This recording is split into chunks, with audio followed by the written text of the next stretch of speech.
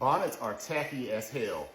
Likewise, do-rags are tacky as hell. I know people are probably saying, Ty, why are you talking about this?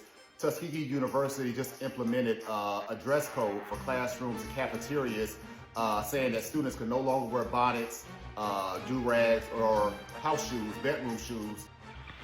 I'm sick of it. I don't agree. These are college students.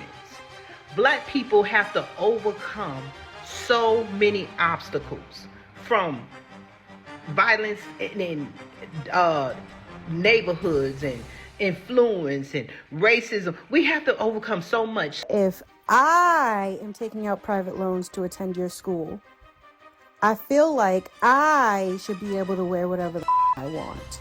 Ladies and gentlemen, a ghetto civil war is taking place between the haves and the have-nots, between the ghetto and the affluent, because you have these bonnet bandits out here melting down, saying, hey, we demand to be able to wear our bonnets on campus after Tuskegee University decided they wanted to update their dress code, saying no more of this ghetto superstar nonsense, okay? No more of this thuggery with every dude wearing do-rags and every black chick wearing bonnets, right? They said that they don't want to do that anymore. They also have updates regarding pajamas. Apparently people are wearing like robes and pajamas to class. It's like, when the hell did this start happening? I went to college and I guess saw people with maybe pajama pants on, and you know, a lot of time they may not really catch you, but if you're talking about like full pajamaed up outfit and bonnet on and do-rags, and I mean, it just sounds totally ridiculous.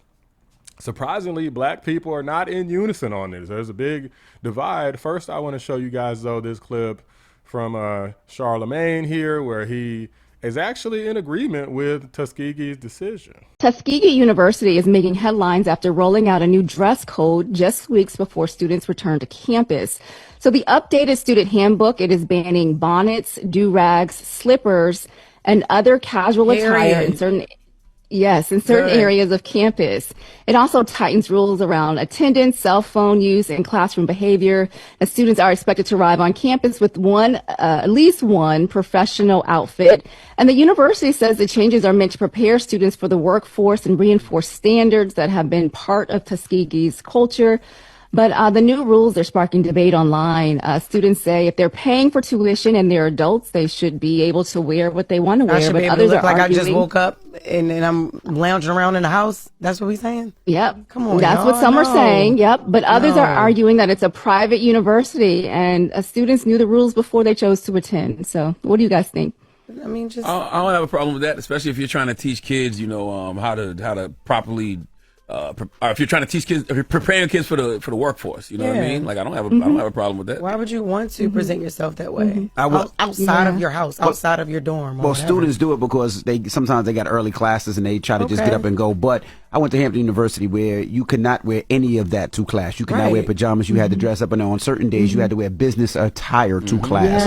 Now that's different. There was no option. So if you came to class with a do-rag, a bonnet, or your pajama pants or some fuzzies or whatever, the teacher was going to say, get out. Now, you don't got to dress up, but you can do like two-piece legging sets with some sneakers, put your head back in the ponytail. Yeah, no, you had to dress. Like baseball cap, whatever, but it don't have to be a bonnet, you had to be slippers. presentable. You don't have to and do that's that. what they always say. You had to be presentable. And there's schools out there now that have, like, you know, fine dining restaurants, and you have to wear business casual attire to these restaurants, and you have to be on time to these restaurants, and they don't want you to have your phone, you know, because they want to teach you how to sit around a table and have a conversation with somebody and look them in the eyes. So I mean, I don't have a problem with this. Yeah, me neither. Like I said, when I went to school, they like on certain days you had to wear a jacket, a suit jacket, or a blazer. You had to have a tie on, and I remember going. And a lot of brothers didn't know how to tie their tie. So there was other people teaching each other how to tie the tie and all that. Like, It's still great, though. We did that at Hampton. Like, you was not going to class in no pajamas. The teacher was sending you home. Bearing in mind, this is an HBCU, so a lot of people are now saying that HBCU support white supremacy, the stupidest thing that you could say, but people, a lot of them in our community are retarded, so they're going to say stupid stuff. But again, like I said, there is not total unity here. There's a big divide. This was a sign of me feeling authentic in myself and being comfortable in a space that was made for me, being able to walk around in a bonnet and not feeling like I would be judged or thought of any differently because it's a cultural experience that we all share. My thing is, instead of putting a rule in place that limits Black culture, I don't care if it's a bonnet, do-rag, whatever, the fact that it's anything related to Black culture, there's a rule set in place to limit it. And maybe I'm thinking too deep, but like, I just don't like that. When does this become a problem? When niggas start doing it? When niggas start doing it? These standards on Black kids, and I get it, in order to be Black and excellent, you have to put yourself to a higher standard and all this, but what about the Black children who go to school and do not have the funds to maybe wear business casual every day? Class with a bonnet on and pajamas. And realistically, why would you like, dog, that's like, that's... I mean, that's what I'm saying. It's college. I mean... It's cool. Put some sweatpants on. Go to the whatever. Go to your school. Go to your joint and buy your school sweatpants. I get it if you saying high school. Like I said, college. Where you saying you paying for everything and all that. I get it why people will be like, "Nah, I'm going my bonnet. I ain't washed clothes. I ain't man, come on, dog." But guess what I'm saying? And then guess what? When you allow that and you feel like that's okay, it trickles over to adults. It's a college campus, man. Like, get out of here, man. It's not a job. For one, the students are paying to be there. If I'm paying to be there, as long as I'm not coming into class like butt naked, like who cares? It's really anti-Black. Let's just call it what it is. A lot of my professors like follow respectability politics, so they're like, don't talk ghetto, not talk ghetto, but like you have to do this, you have to dress like this. And that's why I say, like, a lot of white supremacy goes on at HBCUs, because, like, not a lot of people know this, but, showing up to class in a bonnet is completely different than showing up to a meeting with a bonnet. Also, both, like, that whole professionalism thing, yeah, most of that's rooted in white supremacy. Now, as far as my opinion on this matter, I just think that if you are going to a university or really anywhere that's not your home, then you have to abide by those rules, full stop. Some people are saying like, oh, well, I paid for this. Well, if you paid to go in McDonald's, could you just walk inside of McDonald's butt naked? Or did you still have to have some decorum, right? Because technically any place could have a dress code. If a restaurant says, hey, we want people to, wear jeans at the least, and no wife beaters, no shorts, stuff like that, you're going to say, well, no, I'm coming in here and I'm paying so I can wear anything I want. Like, no, of course you can't do that. You have to follow the rules, okay? And especially if you're considering being an actual professional in corporate America, which is the only reason that college exists, then obviously you want to be in a habit of dressing professionally, and not just showing up in whatever you want. And part of that habit is also painstakingly waking up early. People are talking about early classes and all this. Like, guys, who the hell cares?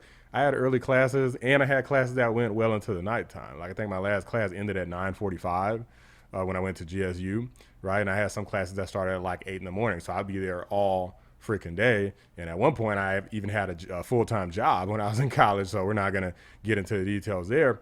But guys, it doesn't matter. Like, I had to wake up really early, like 5 o'clock in the morning, just so I could make it to school. And I didn't live on campus. These people live on campus, and you're telling me you still can't just take a moment to just do something with your hair and put an outfit on? Like, it takes, even putting this outfit on for this video, it took like 5 minutes for me to find what I was gonna wear, throw it on, turn the camera on, and boom, we're ready to go. So it's like, what the hell are these people talking about? This is one of the most entitled, just spoiled, just bratty, just whiny ages of people, like groups of people that I've ever freaking seen. It's like, get your heads out of your butts, okay? It's time for the real world.